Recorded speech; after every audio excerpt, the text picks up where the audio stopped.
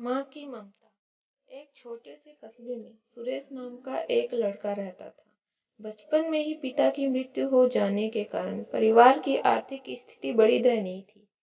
सुरेश की माँ कुछ पढ़ी लिखी जरूर थी, लेकिन उतनी पढ़ाई से नौकरी कहाँ मिलने वाली थी।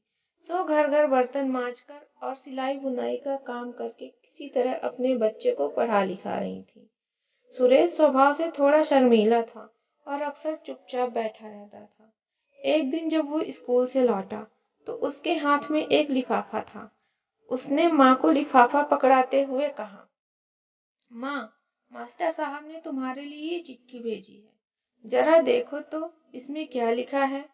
माँ ने मन ही मन चिट्ठी पढ़ी और मुस्कुराकर बोली, बेटा, इसमें लिखा है कि आपका बेटा काफी होशियार है।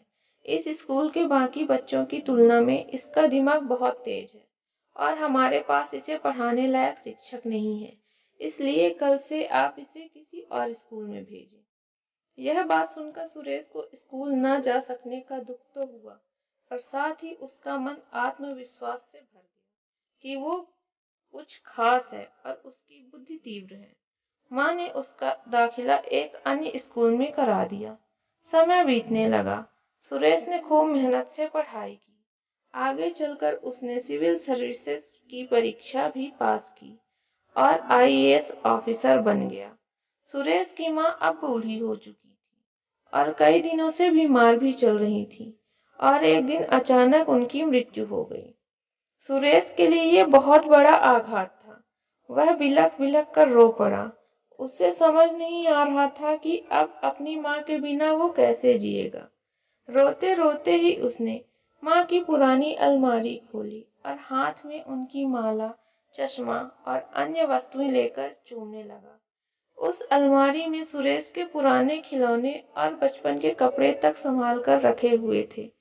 सुरेश एक एक कर सारी चीजें निकालने लगा और तभी उसकी नजर एक पुरानी चिट्ठी पर पड़ी। दरअसल ये वही चिट्ठी थी जो मास्टर साहब ने उसे 18 साल पहले दी थी। नम आंखों से सुरेश उसे पढ़ने लगा।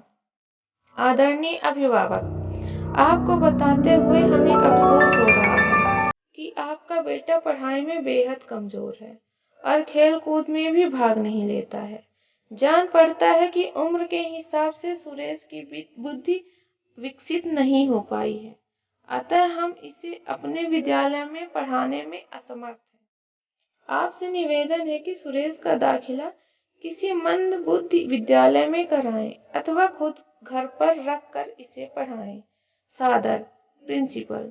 सुरेश जानता था कि भले अब उसकी माँ इस दुनिया में नहीं रही, पर वो जहाँ भी रहे, उनकी ममता, उनका आशीर्वाद सदा उस पर बना रहेगा। तो दोस्तों, यह कहानी आपको कैसी लगी, कमेंट पर जरूर बताएं। धन्यवाद।